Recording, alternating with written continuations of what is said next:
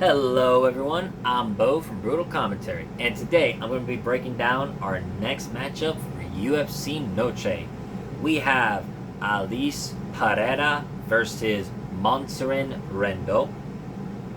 And before I get started, this is not the sister of Alex Pereira. I thought that was, but you'd be forgiven too if you thought as well, but it is not. It just happened to be the same last name.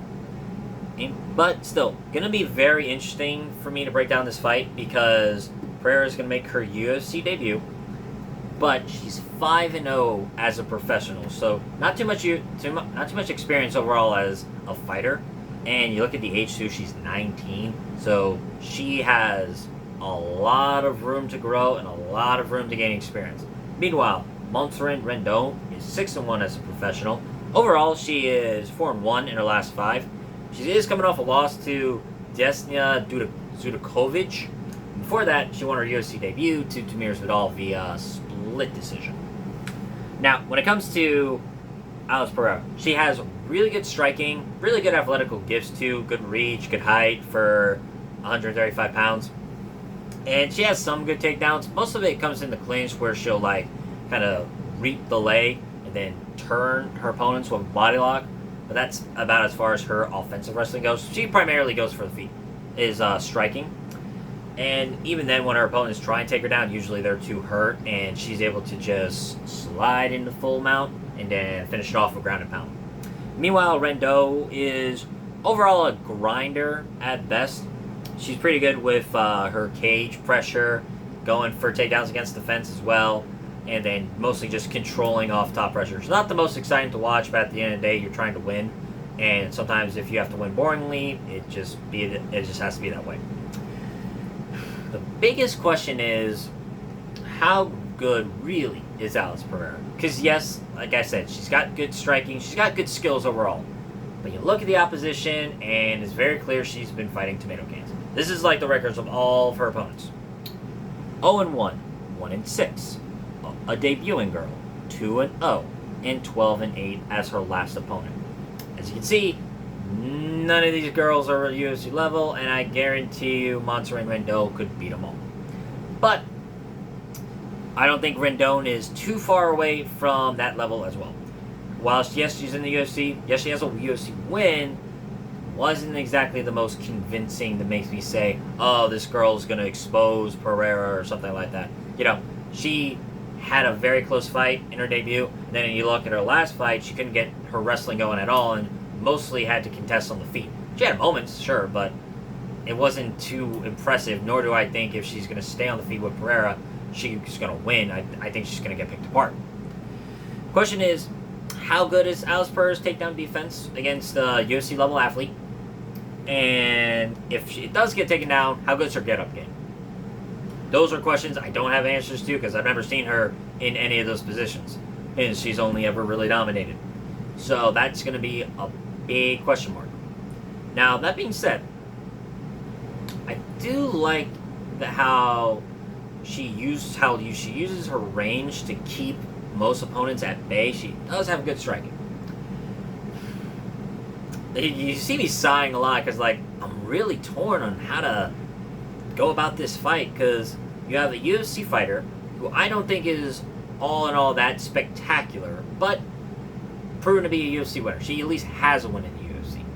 While I have a debuting girl who is very clear the UFC wants to breathe new life into the UFC women's bantamweight division. Obviously so. The division is probably the least entertaining of all the women's divisions. Now, there's certainly some very fun fighters like to watch in that division. Jocelyn Edwards is pretty fun to watch. Priscilla Cachoeira, I know she just lost, but still. And watching Kayla Harrison versus Amanda Nunes is going to be very fun.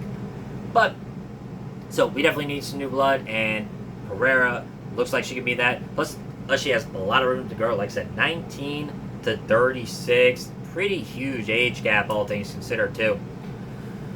Man, trying to think, betting-wise, I'd stay away from it. Betting-wise, this is what it looks like. Pereira is a minus 205 favorite.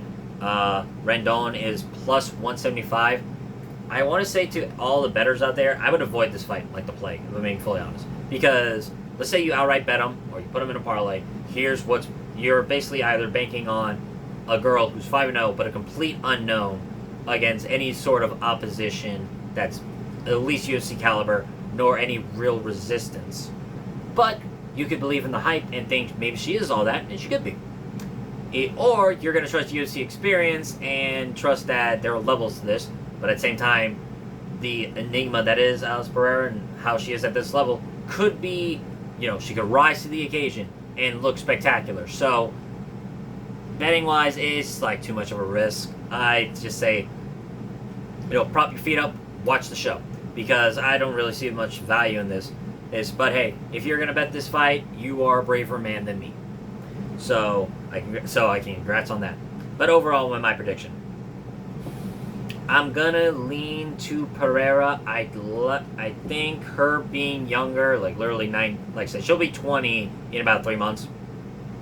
So that's something to keep in mind, because I think the younger fighter has a lot more room to grow in comparison to a fighter who might be past their prime at this point at 36. You never know, is women's divisions, you can certainly get wins at an older age, because certainly not as much damage, or at least brain injury and that type of thing. But I like Pereira's striking, I like her skill set overall, and if her takedown defense proves to be solid, at least to this point with Rendon, then I'd see her picking apart at the feet. But then again, it's a big question mark. How does her takedown defense look against a better overall wrestler in comparison to every other opponent she's faced? And is Rendon dogging enough to keep pursuing that if it fails? Because I definitely think she's got a dog in her, and I definitely see her actively pursuing the takedown even if the first one gets stuffed. So that's another question to keep in mind. But still, I trust Pereira. I'm not falling into the hype per se, but I'm definitely trust the skill set for this type of matchup. Still though, a fight I avoid betting, an overall fight where there are a lot of unknowns, really tricky how you want to go about this. But still, I lean towards the debutante. So, once again, I'm picking Pereira, and I think it's going to go to a decision. That's probably the safest bet to make on this fight, it going all 3 rounds. But still, one fight that certainly was tricky to talk about, and certainly tricky to overall think about it. But still, definitely a fight I think going to answer some questions for sure. But without further ado, that is my prediction for this video. If you like, comment, and subscribe. I'd like to hear your thoughts and see what you think of the matchup, and possibly what you think the ceiling is for Pereira, and how far do you think she can go. But up next, we'll have Alessandro Costa versus Alan Correa. But until then, I've been Bo from Brutal Commentary. I thank you all for listening. Take care.